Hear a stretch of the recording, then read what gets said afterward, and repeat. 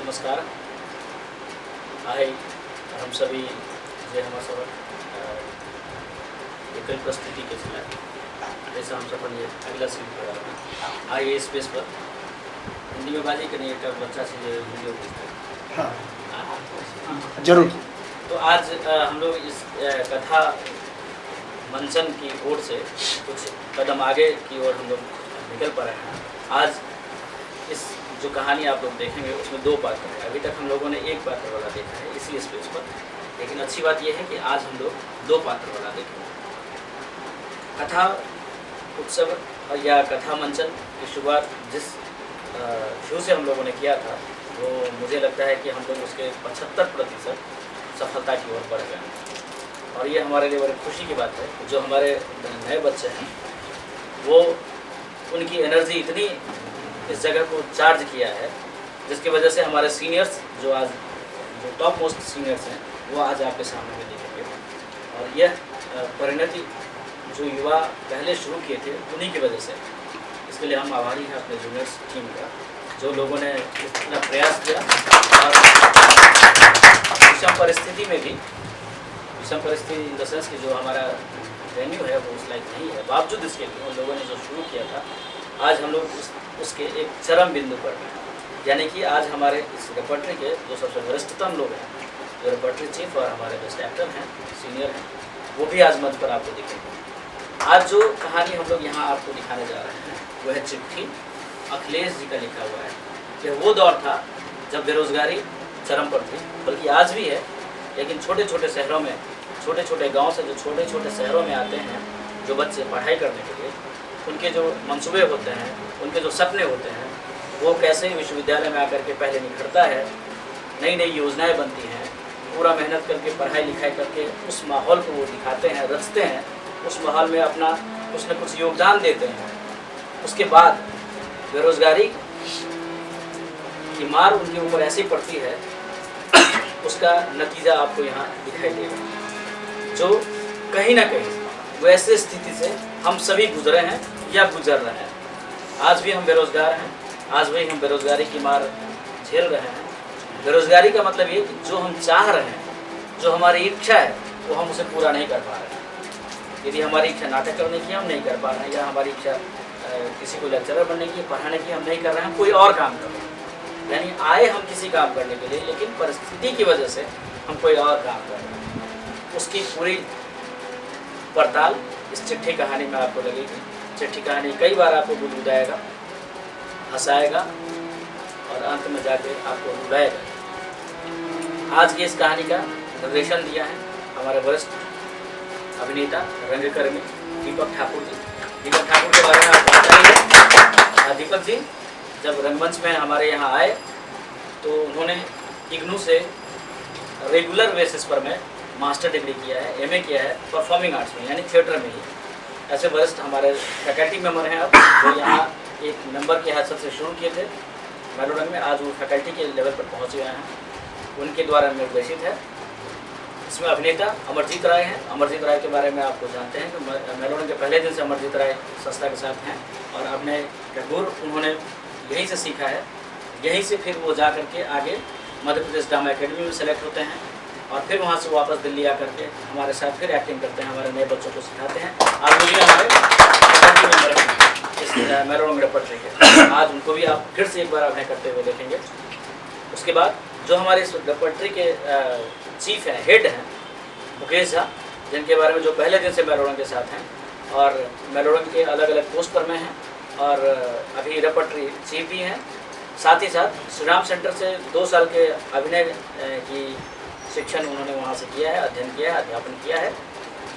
दिल्ली सरकार के लगभग 10 साल से जो बच्चों का वर्कशॉप होता है उसके वो निर्देशक के रूप में हर साल लगभग रहे हैं, इतना उनका अनुभव है।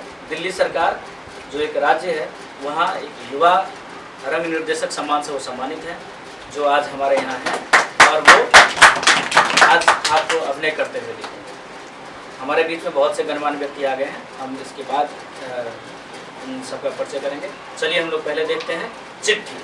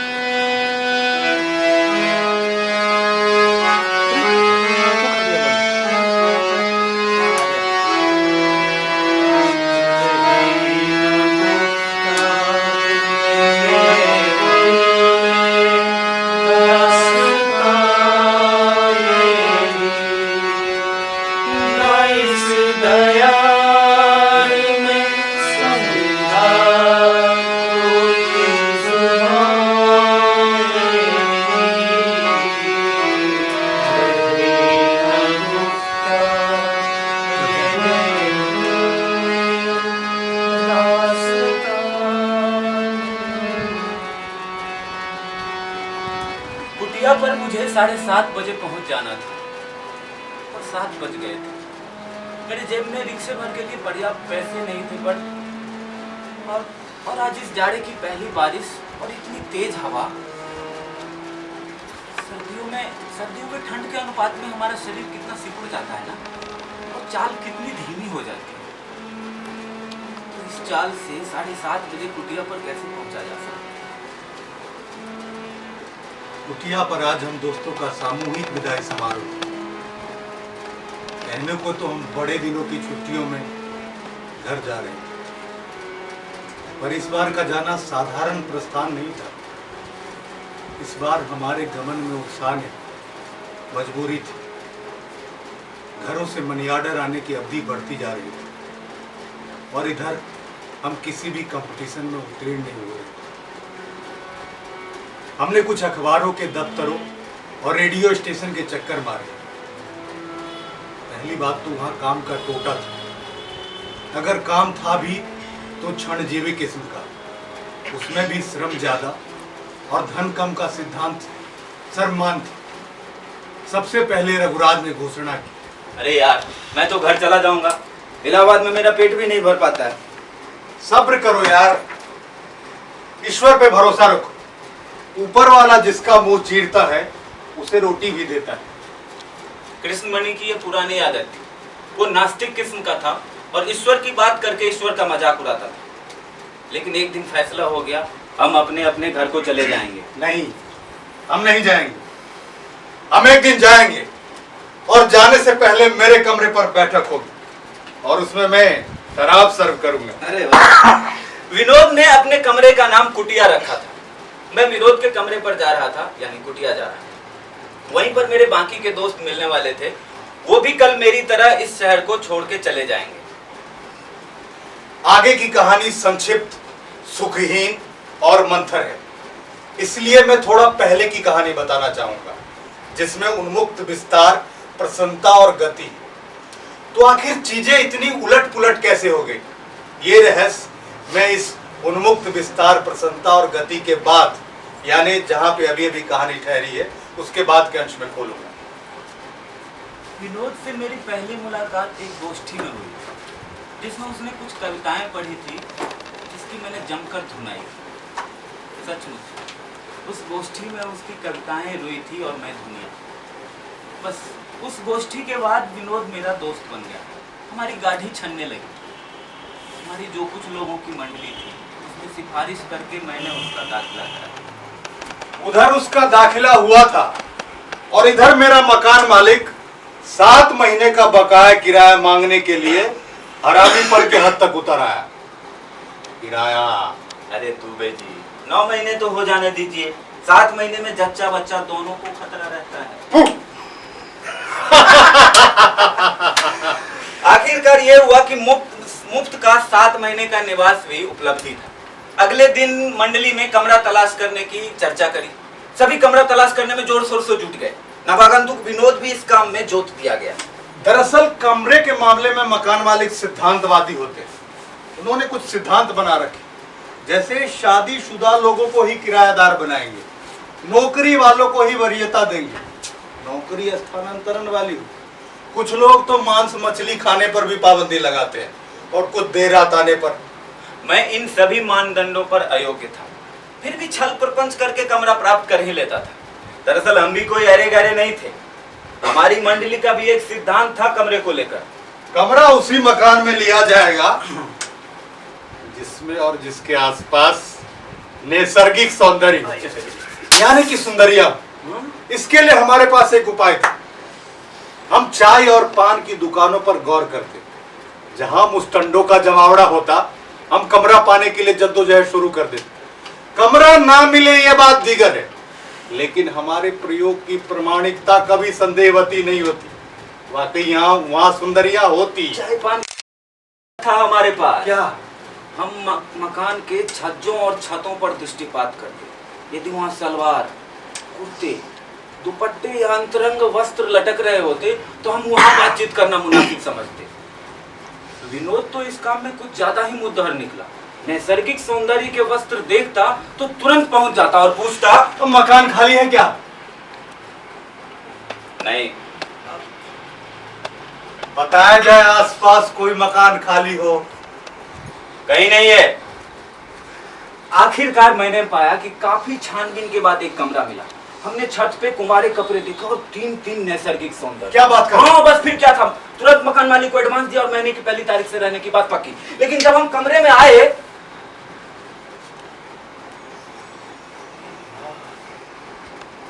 तो जीवन का बहुत बड़ा घोटाला साबित हो गया। वो तीनों सौंदर्य विभूतियां रिश्तेदार थी जो मंडली से बेवफाई करके अपने अपने घर को चली गई थी। सालियों के सलवार कुर्ते दुपट्टे और अंतरंग वस्त्र कहीं और टंगते होंगे और हम जैसे युवा पीढ़ी को दिग्भ्रमित करते होंगे। सब माया है यार, सब माया है। माया मह ठगनी हम जानी, माया ठगनी माया मह ठगनी हम जानी, माया ठगनी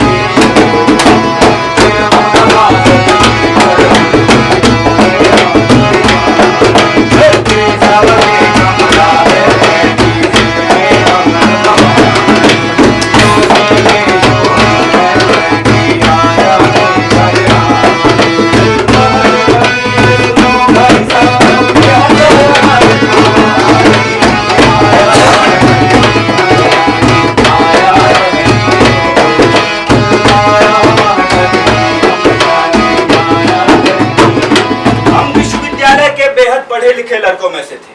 हमारी पढ़ाई लिखाई ऐसी भी नहीं थी जो गुरुओं के पजामे का नारा खोलने से आती है, और हम इस तरह के पढ़ाकू भी नहीं थे जो ग्रस्त हो जाने वाले रोगी की तरह अपने बाड़े में ही दुबका रहते हैं। ऐसों को प्राय हम डंडा करते थे।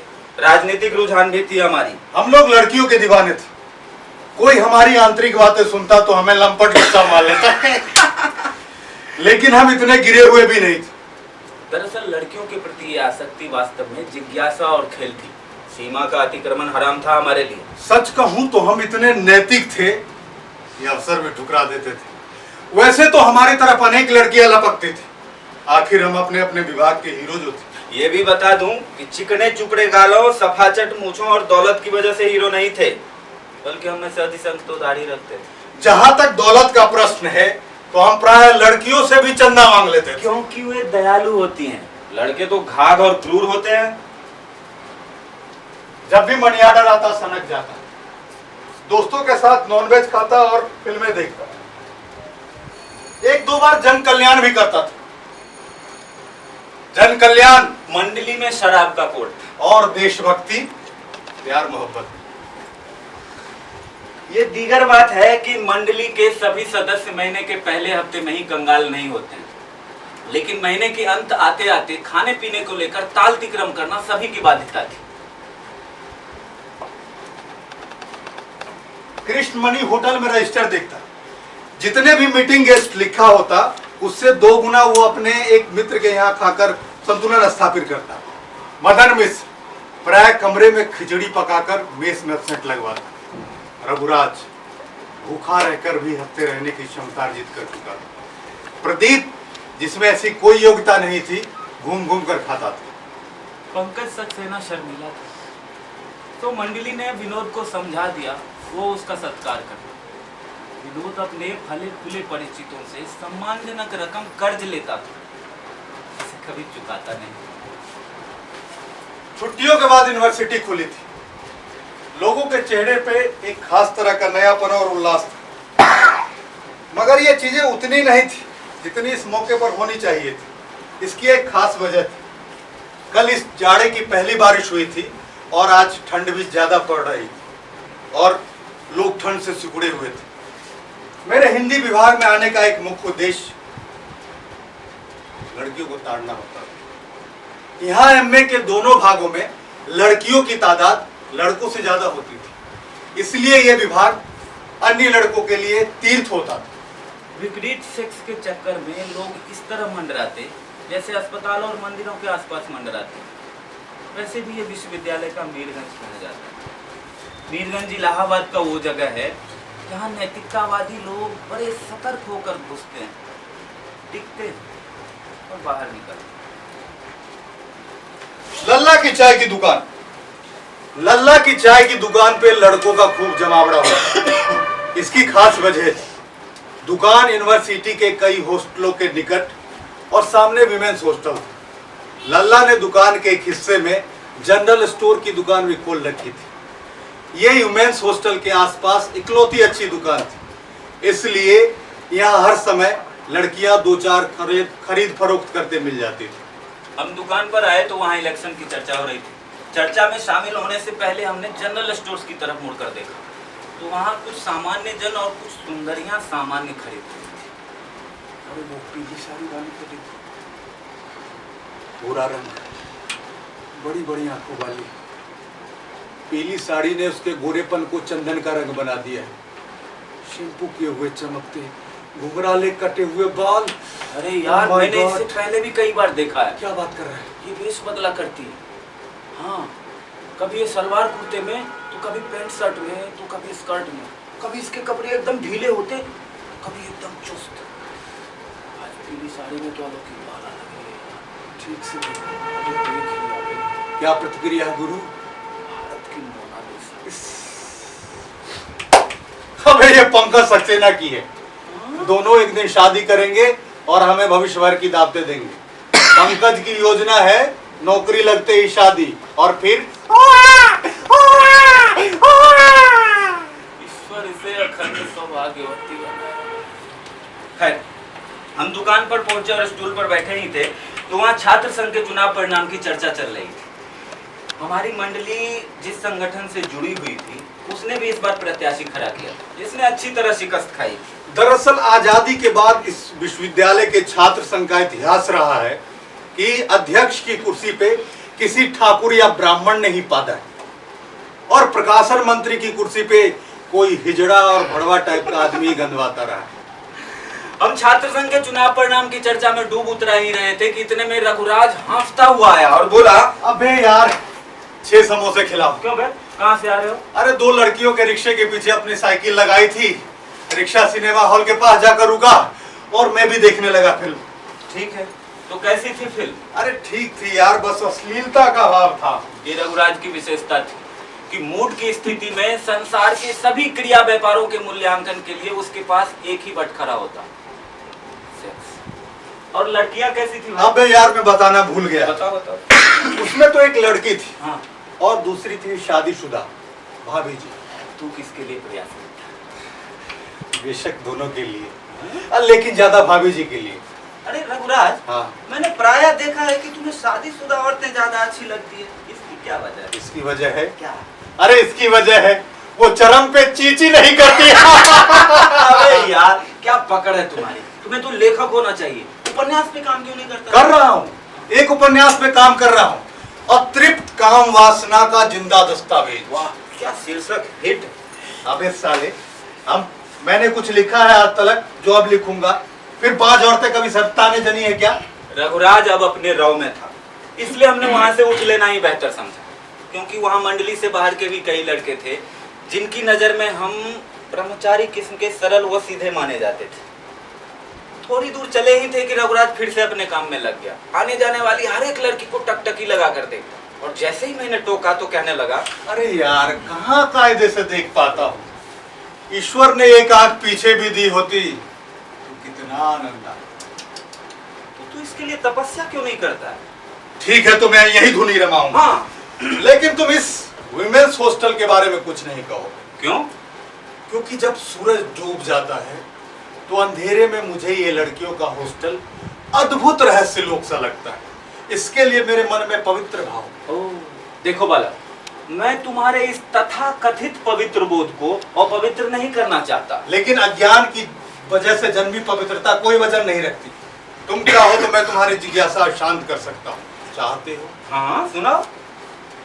मैं कुछ बताने से पहले एक सवाल करना चाहता हूँ। क्या? तुम ये बताओ कि इस हॉस्टल की अधिसंख्य लड़कियां पीएसएफ से क्यों जुड़ी, वो हमारे संगठन की तरफ आकर्षित क्यों नहीं होती? अरे यार तुम ही बताओ, सब तुम ही सुनाओ। तो सुनो, पीएसएफ भद्र लोगों के वर्चस्व वाली संस्था है। इससे जुड़कर साधारण लड़कियां और छात्र अपने को विशिष्ट समझने का एहसास पाती है। तुम तो जानते हो कि संपन्न घरों के सदस्यों में सामाजिक कार्य करने की सामाजिक कार्य करने की होड़ बढ़ता जा रहा है, लेकिन ये कार्य उनके जनता की धार को मूल तक कुंद करने के लिए होते हैं। यही बिंदु पीएसएफ और इन सुविधाभोगी लड़कियों में सेतु का काम करते हैं। मिस्टर रघुराज, मैंने तुम्हें पीएसएफ और लड़कियों के संबंध पर प्रकाश डालने के लिए तो प्रार्थना नहीं की थी। अबे यार, तभी तो तुम लोग कभी अच्छा लेखक नहीं बन सके और बिना यथार्थ को समझे यथार्थ फैलाते हो तुम लोग। अरे यार, माफ कर दे, तू शुरू हो जा। बैठ। हाँ, तो मेरी उपरोक्त बातों से तत्व निकला कि इस हॉस्टल की अधिसंख्य लड़कियां संपन्न परिवारों से जुड़ी होती है। अब तुम तो जानते ही हो, इन लड़कियों में होड़ की भावना बड़ी प्रबल होती है। वो पेंटी से लेकर प्रेमी तक में अपने को श्रेष्ठ देखना चाहती है, कम से कम दूसरे से 19 तो नहीं। अब जिनकी माली हालत अपेक्षाकृत पिछड़ी होती है, वो तो गड़बड़ सगड़ हो जाती है। ऐसे में किसी दम मालदार प्रेमी को पटा लेने का होता है, फिर भी कमी पड़ी तो पतन शुरू। और कुछ सुनाओ। समय क्या हुआ है? 3:40। अब भी ओ माय गॉड, अरे हमें 4:30 पर जाकर सांस्कृतिक हस्तमैथुन का विरोध करना है। अबे, तुमने इसे सांस्कृतिक हस्तमैथुन क्यों नाम दिया? अब देखो, क्योंकि किसी भी स्वस्थ कला के निर्माण के लिए इसकी समाज में प्रतिक्रिया अनिवार्य होती है। अब जिसे तुम लोग आज डंडा करोगे, वो तो स्वयं रचते हैं और स्वयं आनंदित होते हैं। शहीद पार्क से इकट्ठा होकर हमें कला भवन के लिए कूच करना था, बाकी के लोग वहीं मिलने वाले थे। मंडली के नेतृत्व में तमाम युवा कलाकार छात्र भवन में हो रहे नाट्य समारोह का विरोध करने वाले थे। दरअसल कला भवन एक सरकारी संस्था थी और उसके कार्यक्रम अपने दर्शक से मुंह मोड़े रखते थे। उसके दर्शक अफसर वगैरह होते और कलाकार विदेशी मेकअप में ऐठे रहने वाले। वहां शराब की झमाझम बारिश होती और रासलीला की सुरसुरी समय और समय हर समय देखी जा सकती थी। विनोद ने कहीं से कार्यक्रम का पास उपलब्ध करा लिया। योजना ये है कि वो हमारे विरोध के पर्चों का बंडल लेकर भीतर जाएगा, जितना बांट सकेगा बांटेगा। इधर बाहर हम लोग नारेबाजी करते रहेंगे। आखिरकार हम लोगों ने तय किया था, कला भवन की कमर तोड़नी है, कला भवन की कमर तोड़नी है। तो मंडली का एक रूप था, बौद्धिक, मस्त और निर्भय। जिंदा दिली की रोशनाई में डूबी कल में थे हम। पर हम कुछ और भी थे। हम कुछ बुरा करें, बुरा सुने तो हम क्रोध से कांपने लगते। हम इतने अजीब थे कि खुद ही गलत कहे या कर जाते तो हम खुद पे ही खफा हो जाते। हम पोस्टर चिपकाते, नारे लगाते, हम जुलूसों में होते, हड़तालों में होते, हम गुप्तचरी और पुलिस की रजिस्टरों में दर्ज थे। सचमुच हम पढ़ाकू और लड़ाकू थे। गर्म तंदूर पर पक रही रोटियां थे हम। हम गैस से भरे रंग बिरंग गुब्बारे की तरह थे। हम ऊपर उड़ रहे थे। उड़ते उड़ते हम ऐसे वायुमंडल में पहुंचे जहां हम फूट गए। अब हम नीचे की ओर गिर रहे थे। अपना संतुलन खोए हम नीचे की ओर गिर रहे थे। हमारा क्या होगा हमें कुछ मालूम नहीं। नौकरी हमें मिल नहीं रही थी, जबकि वो सांस थी इस वक्त हमारे लिए। यार, उपमा भी मुझसे उखड़ी उखड़ी रहने लगी। जब भी मिलती है मशविरा देती, मुझे कंपटीशन की पढ़ाई और अच्छे से करना चाहिए। धीरे धीरे हमारे संबंधों के पांव उखड़ने लगे। अब हम भोजन के लिए ताल तिक्रम नहीं करते, न होने पर भूखे रह जाते। उधार लेने का मनोबल भी खो चुके थे। कोई हमसे पूछता कि क्या करते हो, हम कांपने लग जाते। किसी के मिलने से पहले हमारे दिल की धड़कन तेज हो जाती। कहीं पूछ न लिया जाए कि क्या करता हूं मैं। आपस में मिलना जुलना भी कम होने लगा। हम अलग थलग रहने लगे। हमारे बीच मोहब्बत बदस्तूर था, पर बातचीत में हम थोड़े कटखने हो गए थे। एक बार छुट्टियों में हम अपने अपने घर गए थे। हमने अपने माता पिता और परिचितों को निराश किया था। उन्होंने हमें हिकारत से देखा था और हम लौट गए थे। हम थक गए थे, हार गए थे। फिर भी हमने तय किया कि हम अपने घर को चले जाएंगे। कुटिया पर हम इकट्ठा होने वाले थे अपने अपने घरों को प्रस्थान करने के लिए। हम खुशी या फायदे के लिए वापस नहीं हो रहे, हम मजबूर थे। यहाँ जीना मुहाल हो गया था और गुजारा मुश्किल। आगे की कहानी यह है कि हम सब कुटिया पर इकट्ठा होने लगे। विनोद का ये कमरा आधुनिक शैली का था, पर उसकी आधुनिकता ने इस पद्धति का कबाड़ कर दिया। किताबें और कपड़े हर जगह फैले हुए थे। उसने जगह जगह रंगीन तस्वीर चिपका रखी। चे गुवेरा की बगल में एक सुंदरी कूल्हे मटका रही थी। बैग बनाओ यार।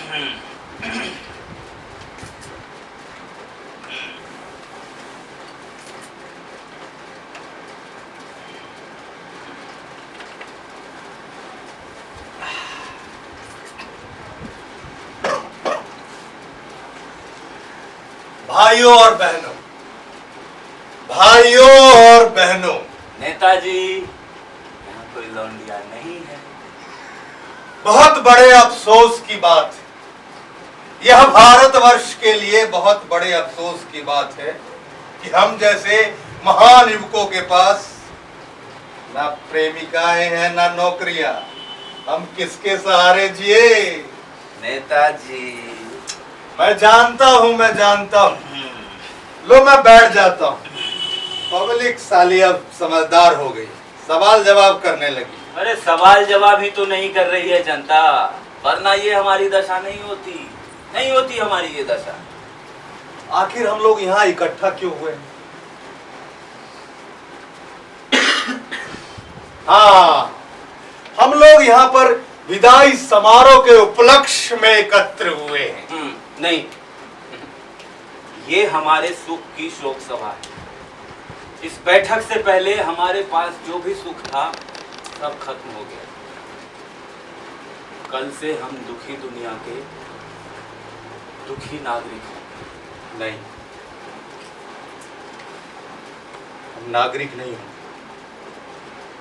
दुखी दुनिया के नागरिक मजदूर और किसान होते हैं, जिनके श्रम का शोषण होता है। हमारे पास तो सामाजिक श्रम करने का भी अधिकार नहीं। इस व्यवस्था ने हमसे हमारा होना छीन लिया। नेताजी, अरे ईश्वर तुम्हारी एक दिन सुनेगा जरूर। तुम इसी तरह भाषण करते रहो, पर भाषण के अंत में इस तरह सुबकना छोड़ दो यार, तो सचमुच में नेता हो जाओगे और मौज करोगे मौज। एक दिन हम मर जाएंगे और हमें कोई जानेगा नहीं। ये साकी अब जामकर दूसरा पैक डालने के लिए उतावला हो रहा है।